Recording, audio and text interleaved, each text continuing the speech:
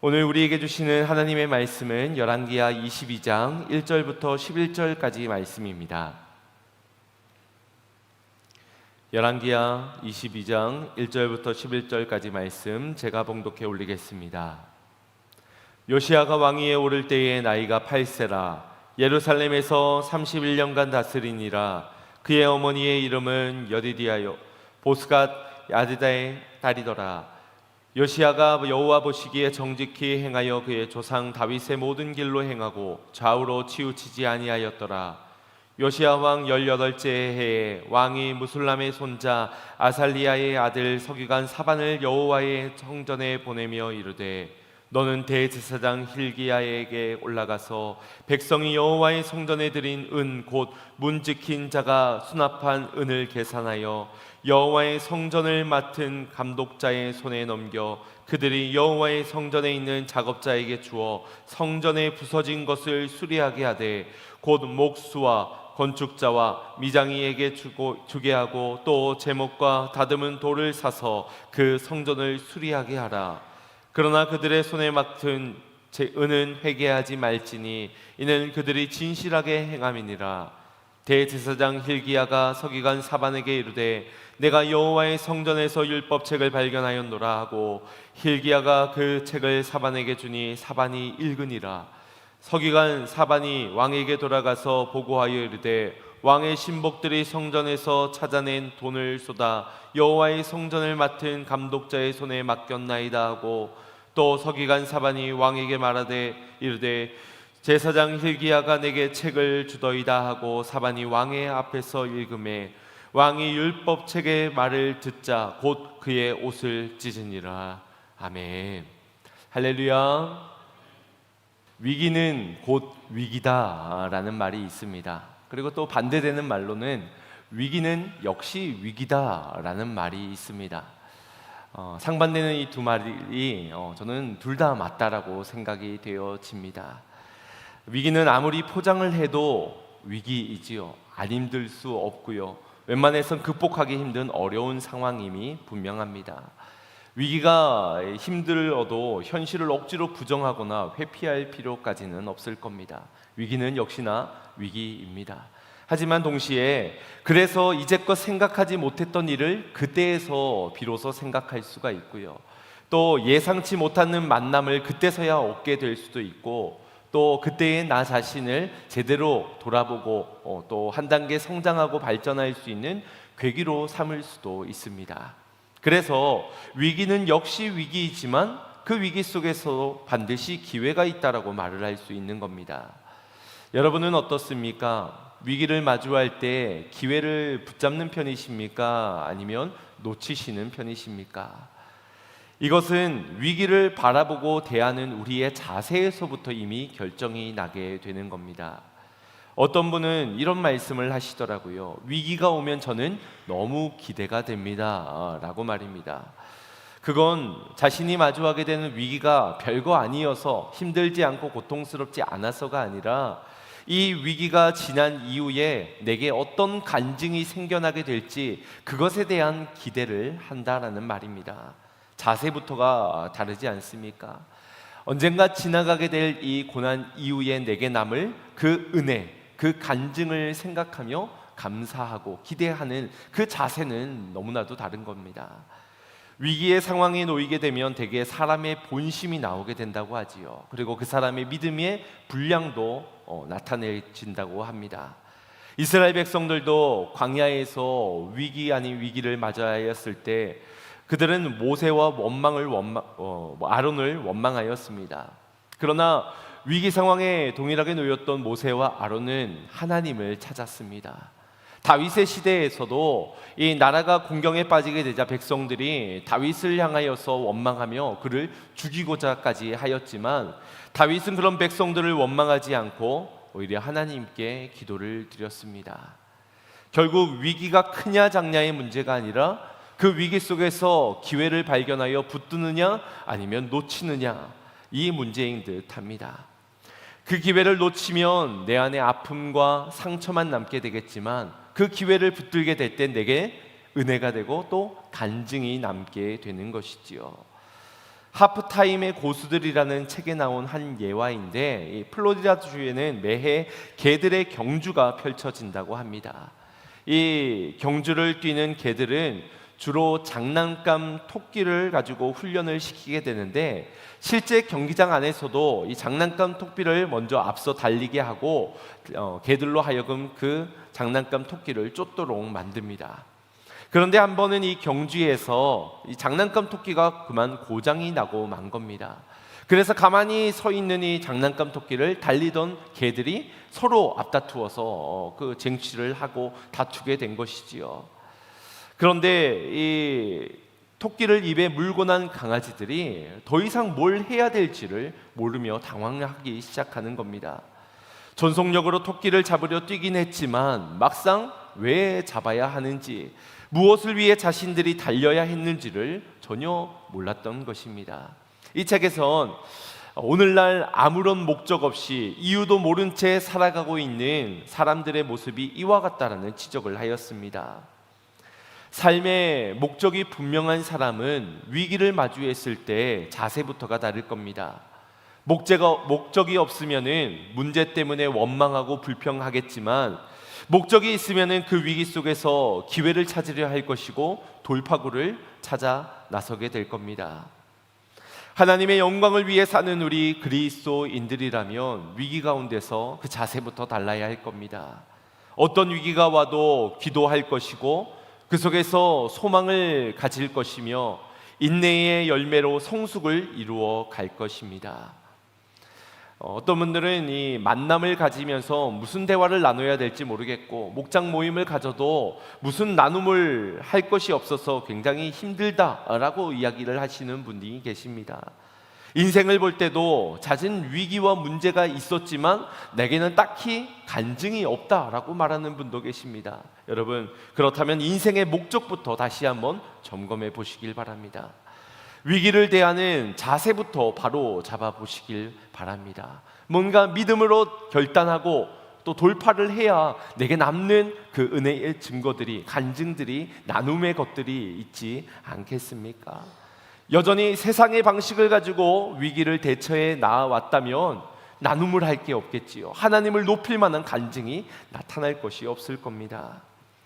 그래서 위기가 찾아왔을 때는 두 가지를 기억하십시오. 하나는 돌파할 것인가, 아니면 뒤로 돌아갈 것인가. 뒤로 돌아간다는 것은 하나님 아버지께로 회개하며 돌아간다는 것이고요, 돌파를 한다는 것은 순종을 드리며 더 믿음의 결단을 해서 앞으로 전진한다는 겁니다. 우리는 현재 마주하게 된 지금에서의 위기 가운데 어떻게든 변화를 시도해야만 합니다. 아버지께로 돌아갈 것인가, 아니면 도전하고 돌파해 나갈 것인가. 왜냐하면 그 현재 가운데서 아무런 변화도 시도하지 않는다면 그 위기는 계속해서 찾아올 것이기 때문입니다. 그래서 회개할 것은 회개하고 순종할 것은 순종하는 것이 바로 위기 가운데 우리가 붙들어야 할 기회인 줄로 믿습니다. 돌아갈 수 있는 기회, 그리고 믿음으로 심을 수 있는 기회, 그 속에서 수많은 간증과 은혜의 나눔들이 넘쳐나게 될 그 기회를 놓치지 않는 성도님들이 되시기를 주님의 이름으로 축원드립니다. 암울한 현실 속에서야 비로소 찬란하게 빛나는 희망의 빛을 마주할 수 있는 것이고요, 칠흑과 같은 어둠 속에서 작은 그 빛의 밝음을 발견할 수 있게 될 것입니다. 이스라엘의 유대 역사 가운데서 요시야가 바로 그러한 인물이었다라고 말할 수 있습니다. 유다의 역대 왕들 중 다윗의 길로 행하여 잘하는 평가를 받는 인물은 딱 3명뿐입니다. 히스기야와 여호사밧과 오늘 본문에 등장하는 요시야입니다. 요시야는 남유대의 16번째 왕으로서 어떻게 그가 하나님의 마음에 기쁨을 드릴 수 있는 자였다라는 평가를 받을 수 있는지를 오늘 본문에서는 잘 설명해 주고 있습니다. 먼저 이 요시야 당시의 시대 상황을 살펴볼 필요가 있는데, 저희가 지난주에 히스기야 왕에 대해서 함께 살펴보았습니다. 그 히스기야 왕이 이제 통치를 마치고 그의 아들인 므낫세가 이제 왕위를 물려받아 55년간 유다를 다스리게 됩니다. 그리고 이어서 그의 아들인 아몬이 왕위를 물려받아 통치를 하게 되는데, 이 므낫세와 아몬이 유다의 어떤 왕들보다 악한 길로 행하였던 왕들입니다. 그래서 북이스라엘에서 악한 왕 중에 아합 왕이라고 많이들 언급을 하지요. 그런데 남유다의 아합과 같은 자가 바로 이 므낫세였다라고 평가를 할 정도로 유다 왕 중에는 가장 악한 왕이었습니다. 또 그의 아들인 아몬도 아버지의 그 행하였던 행위대로 길대로 그대로 답습을 했습니다. 그러니 이 유다의 암울한 역사 가운데에서 지금 요시야가 태어나게 된 것입니다. 그래서 1절 말씀을 보면 이 요시야가 왕이 되게 된 때가 8세였더라라고 말씀을 하고 있습니다. 여기는 좀 가슴 아픈 역사가 있는데, 그의 아버지였던 아몬이 자신이 믿었던 충신인 신하에게 죽임을 당하게 된 사건이 벌어지게 된 겁니다. 그래 다행히 반역자를 속출해내서 이 숙청을 다 당하게 되고 다시금 이 혈통에 아몬의 혈통으로 왕위가 세워지게 되었는데, 이 요시야 왕이 단 8세에 왕위로 즉위해야 되는 어려움을 맞이하게 된 것입니다. 여러분, 주변에 8살 된 아이를 한번 생각해 보십시오. 그 아이가 한 나라의 왕이 되어서 무엇을 할 수 있겠습니까? 저희 둘째 아들이 이제 만 8세입니다. 그 아들이 밤마다 저에게 와서 재워줘야 한다고, 재워줘야만 잠을 잘 수 있다라고 그렇게 칭얼거리는데, 과연 그 아이가 한 나라를 어떻게 다스려 갈 수 있겠습니까? 아마 이 사람 저 사람 그 아이를 구슬려서 자기 뜻대로 나라를 통치해 보려고 여러 움직임들이 있었을 겁니다. 또 누군가에 의해서 어쩔 수 없이 그 자리에 앉게 되었을 테니 그가 어떤 뜻을 가지고 나라를 통치하기 어려웠을 겁니다. 그에게도 위기였고 나라적으로 볼 때도 큰 위기라는 겁니다. 아이에게는 너무나도 과분하고 벅찬 상황입니다. 그의 조부였던 므낫세가 수많은 악행들을 저지르며 우상을 세웠던 만큼 그 우상의 잔재들이 아직까지 남아있고, 자신을 지켜주고 가르쳐 주어야 할 아버지는 즉위 2년 만에 죽었으니 영적으로 보나 육적으로 보나 위기가 아닐 수가 없었던 겁니다. 이런 상황에서 왕이 되게 된 요시야, 그런 그가 31년간 나라를 통치하고 남은 뒤에 이 성경에서 그를 향한 평가를 오늘 본문에는 이렇게 맺고 있습니다. 2절 말씀 합독해 보겠습니다.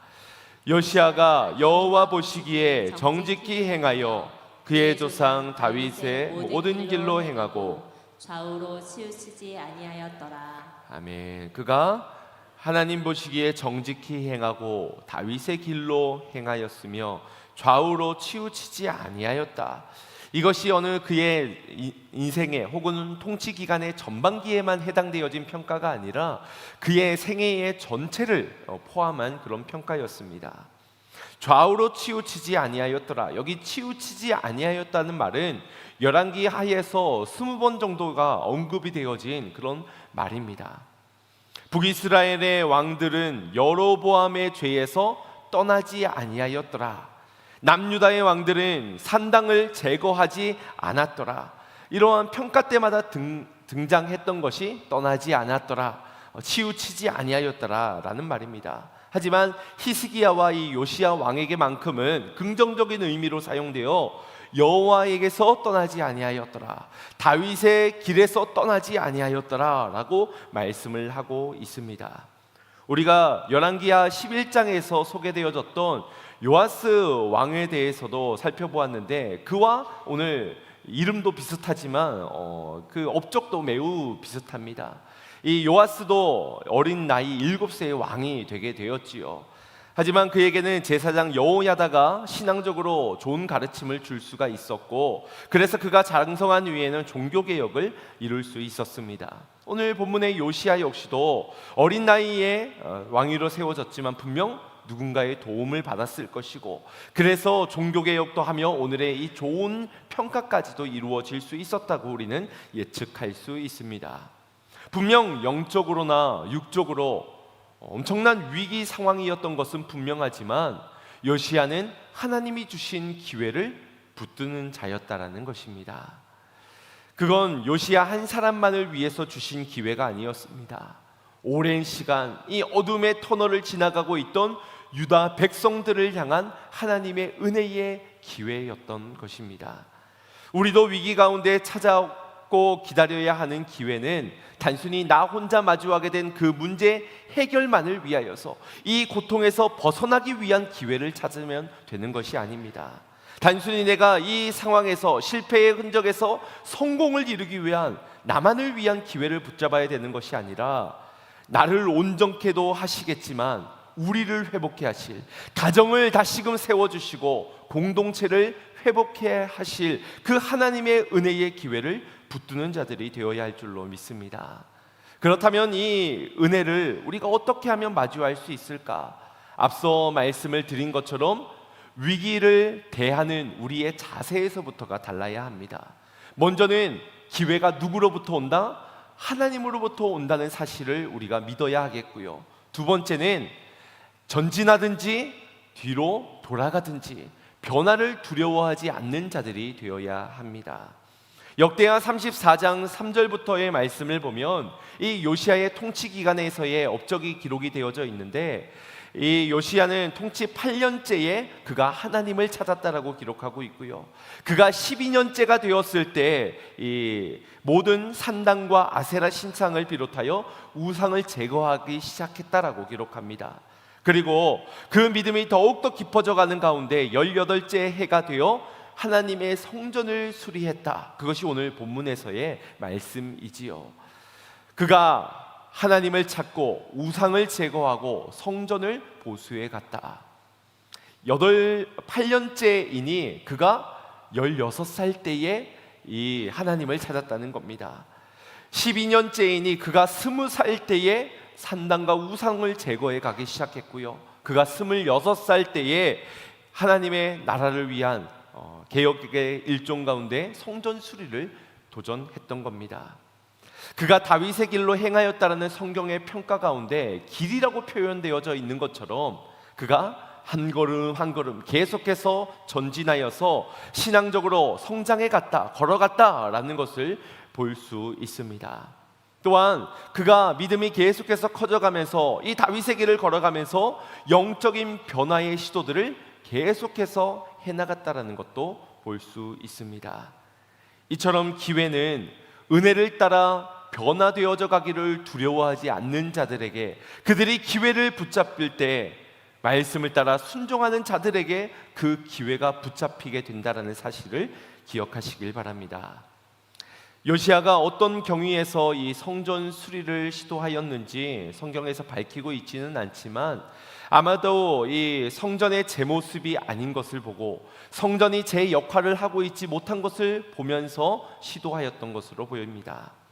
히스기야의 시대에 우리가 지난주 살펴보았죠. 그가 이 아수르 강대국에 의하여서 마음이 흔들려 여호와만을 의지해야 되는데 누구를 의지하였더라? 아수르를 의지하게 됩니다. 그러면서 조공을 바치기를 시작하면서 그가 왕궁에서뿐만 아니라 이 여호와의 성전에서 문에서 기둥에서 금과 은을 빼다가 조공을 바치는 일들이 있었습니다. 그때에 성전의 기물들이 훼손이 되었는데 그의 아들 므낫세와 또 그의 아들 아몬이 하나님을 신실하게 섬기지 아니하였으니 그 성전이 오랜 시간 관리가 되지 않고 또 허물어진 채로 방치가 되었을 것이 분명한 사실입니다. 그렇게 유다가 여호와를 배교한 기간이 무려 57년이 되었고 그 기간 동안 성전은 제 역할을 해오지 못하였던 것입니다. 어쩌면 가장 이 요시야 시대에 시도하기 어려웠던 것이 이 성전을 변화시키는 일이었을 겁니다. 그러나 무엇보다도 시급한 것이 바로 이 성전 수리였다라고 할 수 있는 것이지요. 왜냐하면 성전은 지금껏 하나님을 이스라엘 백성들이 만나온 장소요, 하나님을 예배한 터전이었고 여호와 신앙의 중심이었던 것이 바로 이 성령 중심의 신앙이었기 때문입니다. 우리가 마음이 답답하고 괴로울 때 어디를 찾습니까? 누군가는 한 장 거꾸로 가겠지만 우리는 기도의 자리를 향하게 되지요. 인생의 위기를 만나면 저마다 자신의 멘토를 찾아갔겠지만 우리는 하나님의 음성을 듣기 위하여 하나님과의 만남의 자리를 향하게 됩니다. 사는 날 동안 곳곳마다 예배를 세워가는 일, 그것이 우리의 그리스도인들의 바른 결단이요 선택 아니겠습니까? 요시야는 너무 어려서 위기였고 죄악이 관영한 시대에 태어났기 때문에 또한 위기였지만 그는 그 위기 가운데서도 하나님을 바라보았고요, 하나님을 찾았고요, 그러면서 하나님이 기뻐하시는 우상을 타파해 갔고 이 젊은 나이에 종교개혁 가운데 성전을 보수하는 일을 선택하였다는 것입니다. 놀라운 것은 성전을 수리하는 이 과정에서 생각지도 않은 율법책을 발견하게 된 것입니다.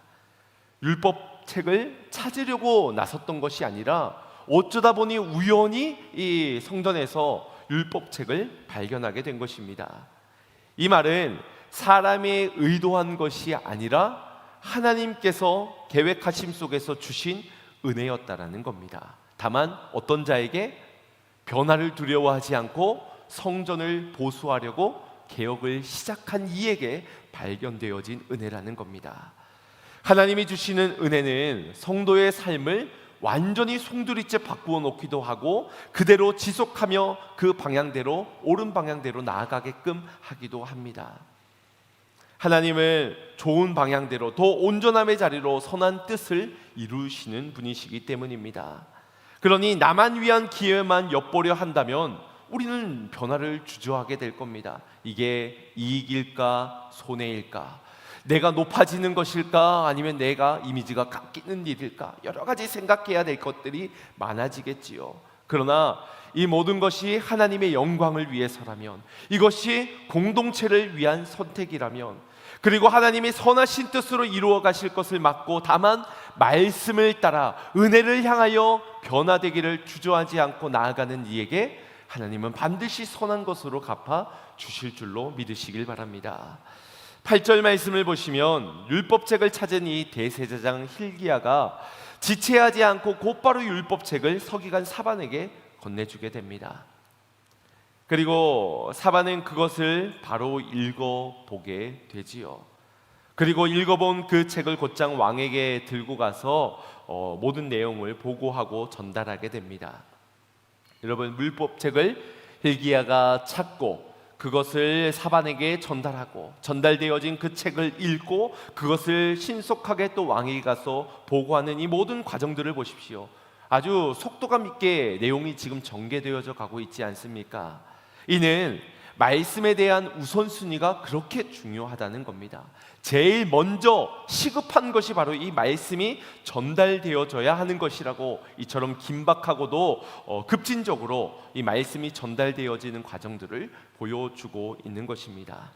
물론 개인적으로 말씀을 대할 때는 이 말씀을 깊게 묵상하면서 물고 뜯고 맛보고 즐기고 이렇게 연구하고 묵상하는 태도도 우리에게 중요합니다. 그러나 이 말씀이 전달되어져야 하는 자리에서는 어느 것보다도 먼저여야 합니다. 빠르게 진행되어져야 하고요, 여기에서는 조금도 지체가 되어져서는 안 됩니다. 이런 변화는 너무나도 필요한, 빨리 선행되어져야 하는 변화이기 때문에 그렇습니다. 이것이 바로 기회를 붙잡는 방법입니다.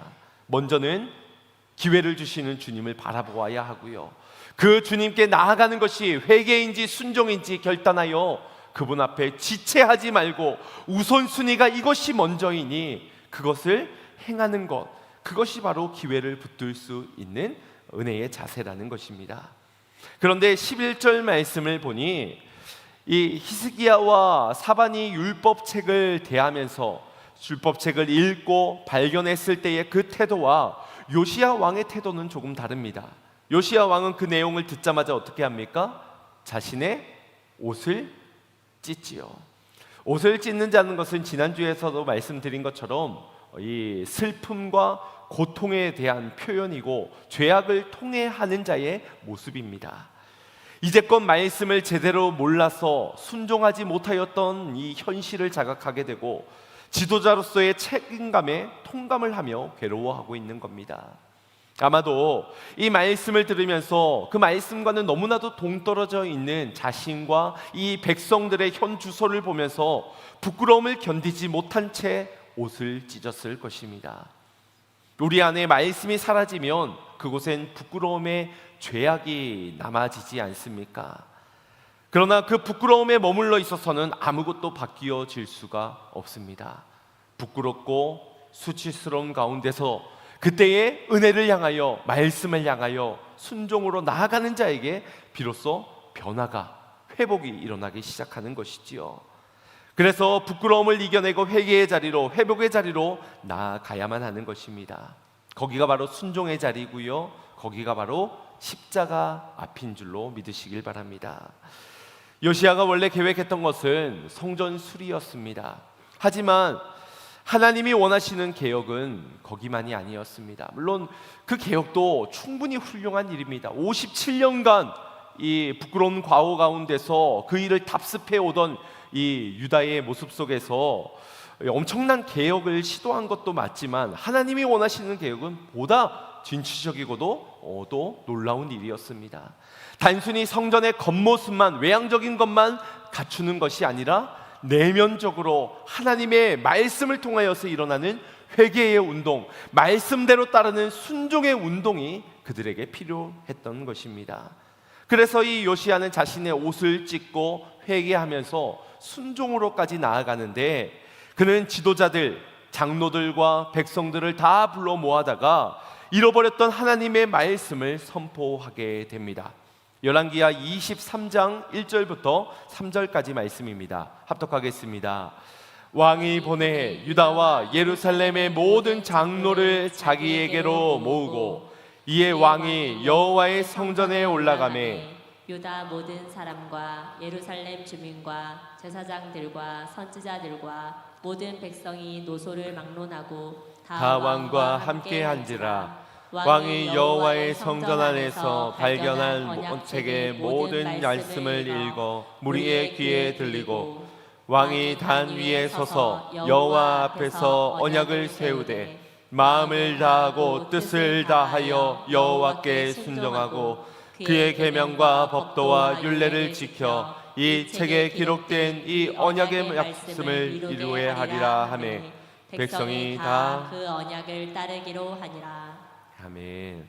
이 말씀의 선포와 함께 유다의 백성들과 신속하게 종교 개혁을 철저하게 진행시켜 갑니다.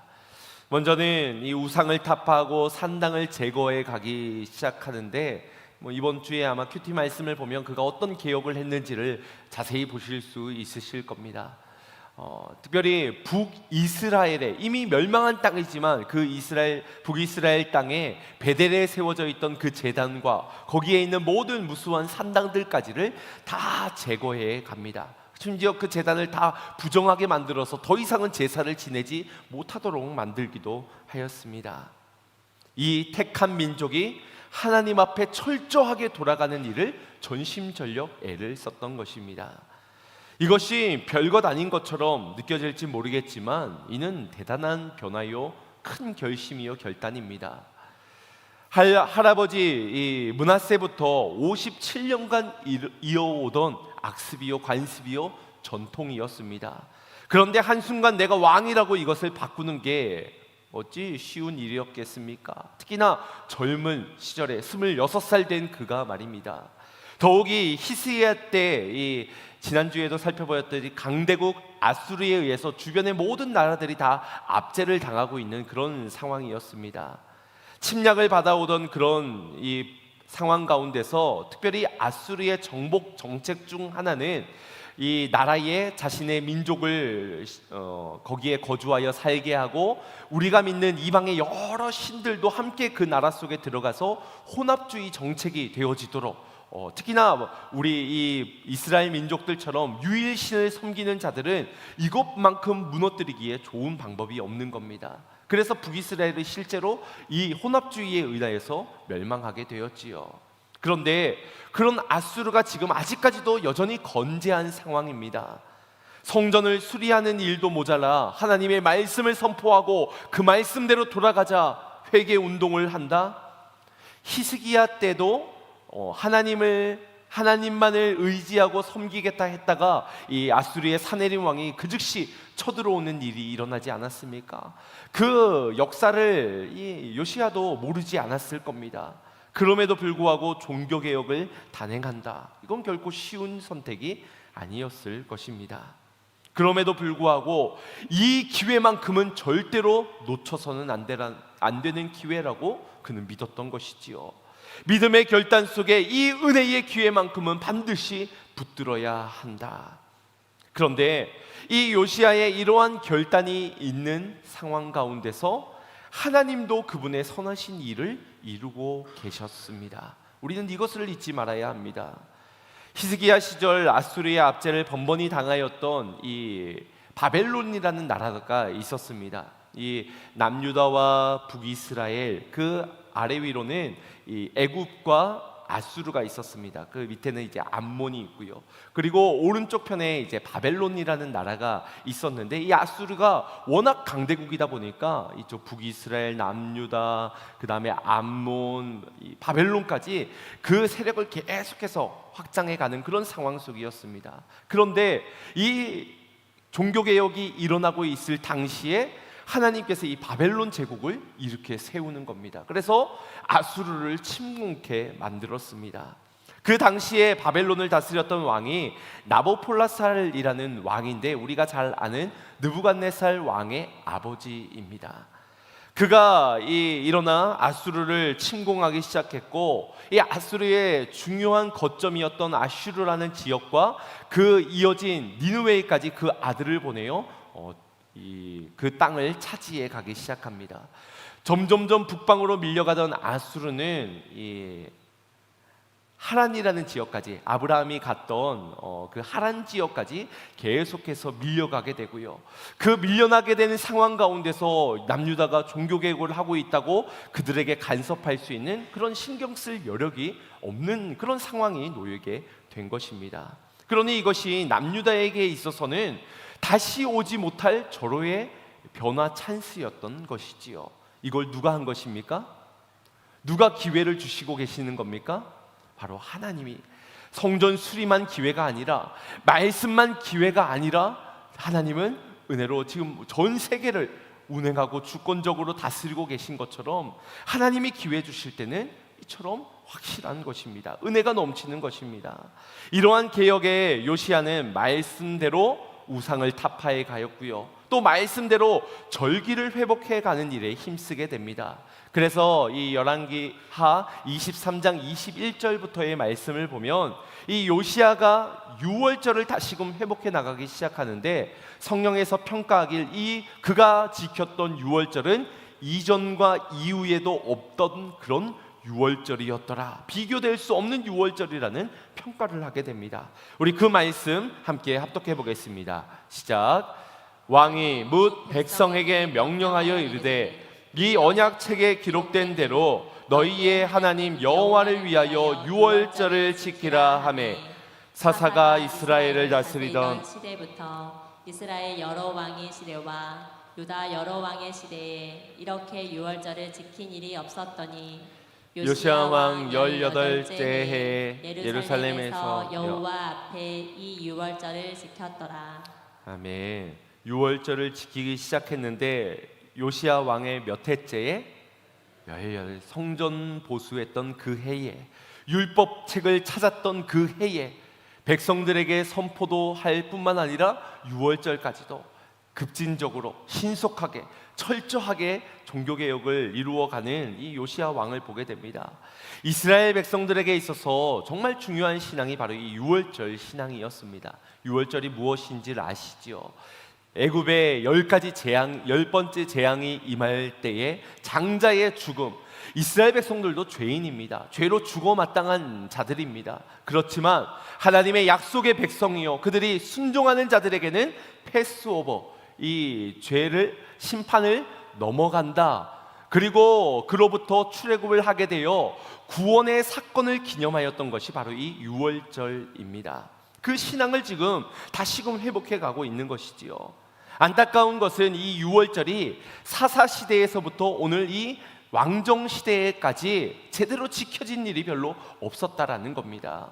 심지어 다윗 왕 때에도 그가 유월절에 대해서 어떻게 했더라 기록이 없고요. 솔로몬 왕 때도 그러하고요. 그 뒤로는 더 열악했겠지요. 잊혀져 갔던 그런 기념일 행사 정도였을 겁니다. 그런데 요시야 때부터 철저하게 말씀대로 유월절을 지켜갔고요. 오직 여호와 하나님만을 위한 유월절로 지켜 행하였습니다. 그렇게 대대적인 변화가 일어나고 있으니 자연히 어떤 것을 기대하게 될까요? 야, 이 18제에 이런 일이 일어났으니까 19번째 해에 엄청난 결실들이 나타나겠구나. 그의 통치 기간에 아주 어마어마한 기적들이 나타났겠구나 라는 생각을 하게 될 것입니다. 그런데 이 23장 후반절 말씀을 보면 요시야 왕이 39이라는 나이에 죽음을 맞이하게 됩니다. 예상치 못한 죽음이었습니다. 아까 이 남유다 밑에 애굽이 있었고 아수르가 있었고 북방으로 밀려갔다 그랬지요. 이 애굽과 아수르가 동맹 관계였기 때문에 애굽이 이 아수르를 도와주려고 이제 올라가는 겁니다. 올라가는데 누구를 지나갈 수밖에 없습니까? 남유다를 지나갈 수밖에 없는 거예요. 그런데 남유다가 만약 아수르가 다시 이전처럼 강대국이 되면은 어떻게 될까요? 또 자신들을 못 살게 굴겠죠. 또 혼합주의로 자신들을 어지럽게 하겠죠. 그래서 이 가는 길목을 막아선 겁니다. 애굽 너네 못 지나간다. 너네 군대 지나갈 수 없다. 거기에 요시야 왕이 전쟁에 출전을 했다가 거기에서 죽임을 그만 당하고 맙니다. 그 이후로 예레미야의 예언에 따라서 유다를 향한 하나님의 심판에 임하게 되는데 바로 남유다가 멸망하는 것은 아니라 그의 아들 또 여호야김 하면서 이제 유다의 왕들이 몇몇 더 세워지기는 하지만 결국 이 하나님의 심판 므낫세의 죄로 인해 내려진 그 심판의 예언을 바꾸어 놓을 수는 없었습니다. 아무리 요시야가 철저히 개혁을 했더라도 말입니다. 여러분, 그러면 자연히 어떤 생각이 드십니까? 그거 열심히 철저히 신속하게 종교개혁 해봤자 아무 소용없구나. 두려워하지 않는 마음 가지고 변화를 시도해봤지만 결국 죽었으면, 결국 남유다가 멸망했으면 아무 소용이 없구나. 그럴 거 뭐하러 그렇게 힘들게 변화를 하는가? 그런 후회의 마음들, 생각들이 들지 않겠습니까? 성전을 그러려면 뭐하러 고쳤는가? 어차피 무너질 거. 옷을 뭐하러 찢었는가? 아깝기만 하지. 급진적으로 우상을 타파해봤자, 유월절을 철저히 지켜봤자 역시 위기는 위기구나, 안 되는구나, 그런 마음이 들지 않습니까? 그러나 기회는 나에게만 해당되어진 것이 아니라 말씀드렸습니다. 은혜는 나 하나만 보고, 결과적으로 보고 내가 성공했느냐, 내가 부유케 됐느냐, 내가 잘 됐느냐, 그걸 가지고 은혜라고 말을 할 수 있는 것이 아니라는 겁니다. 즉 요시야의 개혁이 이걸로 평가 끝이 아니라는 것이지요. 그는 하나님 앞에서 그가 정직히 행하였고 다윗의 길을 걸어갔으며 좌로나 우로나 치우치지 않았다는 놀라운 평가를 받았습니다. 뿐만 아니라 그가 옷을 찢고 회개하고 다시금 유월절을 철저히 지켜 나간 그때에 하나님이 놀라운 일들이 계속해서 은혜가 그 유다 가운데 흘러왔다. 그것이 어디서 확인할 수 있느냐? 바로 그 기간에 태어나게 된 다음 세대들을 통하여서 보게 됩니다. 아니, 아까 남유다가 멸망했다면서 무슨 희망이 있습니까? 여러분, 그 기간에 태어나서 자라면서 철저하게 바뀌어진, 새로워진 유월절을 경험한 다음 세대들, 그 부모 세대들이 말씀으로 돌아가 부끄러움을 금치 못하고 옷을 찢으며 회개하며 신앙의 회심운동을 벌였던 그 부모 세대를 보고 자란 다음 세대들이 있었습니다. 그게 누군지 아십니까? 바로 다니엘과 그의 세 친구들입니다. 사드락과 메삭과 아벳느고이지요. 그들이 남유다가 멸망하면서 이 바벨론 땅으로 포로로 붙잡혀 가게 되었을 때 그들의 분명한 신앙이 있었습니다. 왕의 진미를 거절하는 신앙, 금신상 앞에서도 절을 하지 않는 담대한 믿음, 하루에 3번 창문을 열고 하나님께로 기도할 수 있었던 그 식어지지 않는 뜨거운 신앙의 열정들이 있었던 겁니다. 여러분, 이것은 거저 만들어지는 것이 아닙니다. 그들이 철저히 회복되어졌던 유월절의 신앙을 가지고 있었기 때문에 부모님들이 율법책으로 말씀으로 돌아가자 일어나 뜨겁게 울부짖으며 기도했던 거기에서 신앙의 근간을 배웠기 때문에 여전히 위기잖아요. 바벨론 거기에서 포로로 잡혀있는 위기잖아요. 나라가 무너지고 예루살렘이 무너졌잖아요. 그러나 기회가 있다는 것을 믿으면서 끝까지 신앙을 지켜갈 수 있었던 것입니다. 누구보다도 많은 위기를 마주했지만 그 풀무덩 7배나 뜨거운 풀무덩이 그 불구덩이 앞에서 그 굶주려 있는 사자굴 그 앞에서도 끝까지 목숨을 하나님께 맡기며 그리 아니하실지라도 여러분, 이것은 하나님의 허락하여 주신 은혜의 기회를 붙들었던 누군가로부터 시작되어진 겁니다. 그리고 이 다니엘과 그의 세 친구가 또 이 위기 상황에서 그 하나님이 주신 은혜의 기회를 붙들었기 때문에 결국 하나님이 이 나라를 회복해 가시고 결국 다윗의 혈통 쪽에 진정한 은혜요 희망이요 소망 되신 예수 그리스도께서 우리에게 찾아올 수 있었던 것입니다. 사랑하는 성도 여러분, 여러분의 인생에 무엇이 기회라고 여기십니까? 어떤 기회를 기다리고 계시는지요? 사업이 성공할 수 있는 기회, 다시 젊음을 회복할 수 있는 기회, 내 실패를 딛고 성공을 이룰 수 있는 그런 기회만을 찾고 계십니까? 여러분, 진짜 기회는 우리의 목숨을 조금 더 연명하고 부지하는 것, 그것이 기회가 아닙니다. 내 실패에서 사람들이 부러워할 만한 성공을 이루는 것, 겉모습으로 화려함을 다시금 회복하는 것, 그것이 기회가 아닙니다. 건강 물론 회복하면 좋지요. 부와 명예도 다시금 회복하면 좋지요. 그러나 우리가 반드시 놓치지 말아야 할 기회는 말씀으로 돌아가는 일입니다. 말씀 앞에 순종하는 변화입니다. 그것만이 진정한 기회라는 것입니다. 타락해져가는 이 시대, 무너져버린 이 세대, 영적으로 무감각해져버린 우리 그리스도인들, 그들에게 주어지는 기회는 우리가 살 수 있는 생명의 말씀, 곧 주 예수 그리스도뿐인 줄로 믿으시길 바랍니다. 그래서 다시금 아버지께로 가는 일, 다시 말씀 앞에 서는 일, 다시 회개하며 순종하는 그것이 우리가 붙들어야 할 유일한 기회라는 것입니다. 작은 기회를 놓치지 마십시오. 큰 기회만 엿보면서 언제 이삭을 죽일까, 이삭만 바칠 생각을 하지 마시고 작은 순종, 떠나는 순종에서부터요, 거짓말하지 않고 사라를 내 아내라고 당당히 얘기하는 그 순종부터요, 이스마엘 6의 아들을 낳지 않고 또 그 아들을 떠나보낼 수 있는 그 기회를 놓치지 마시기 바랍니다. 그 이스마엘을 떠나보내야 이 영적 아들, 약속의 아들을 통하여서 자라날 씨로 결국 예수 그리스도까지 이루어지게 되는 겁니다. 누구를 통하여서요? 여러분을 통하여, 여러분에게 은혜 주시는, 기회를 주시는, 오늘도 말씀하고 계시는 주님을 통하여서 그 모든 은혜의 역사들이 이루어지게 될 줄로 믿습니다.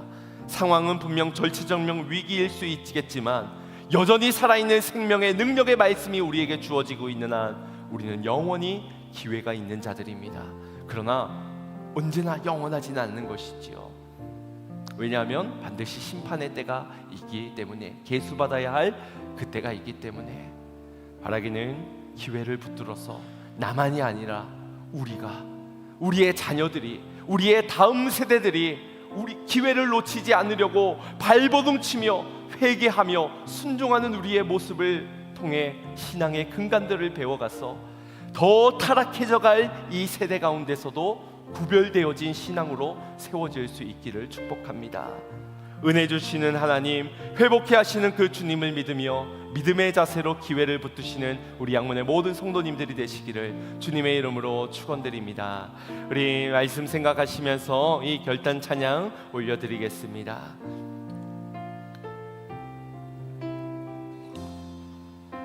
내 삶에 들어온 주님의 말씀이 내게 빛이 되시니 내 삶의 어두운 문망 가운데 소망 보게 하시네. 내 삶에 들어온 주님의 말씀, 이것이 기회입니다. 나를 인도하시니 내 삶의 막막한 문제 가운데 주 뜻 보게 하시네. 말씀이 내게 역사하기를,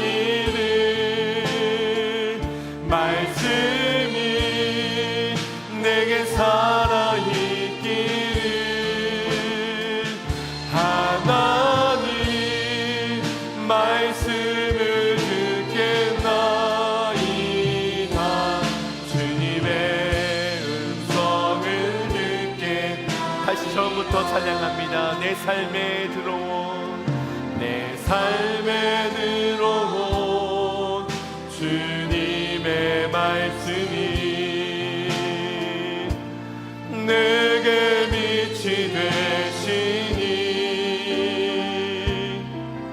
내 삶의 어두운 절망 가운데 소망 보게 하시네. 내 삶에 들어온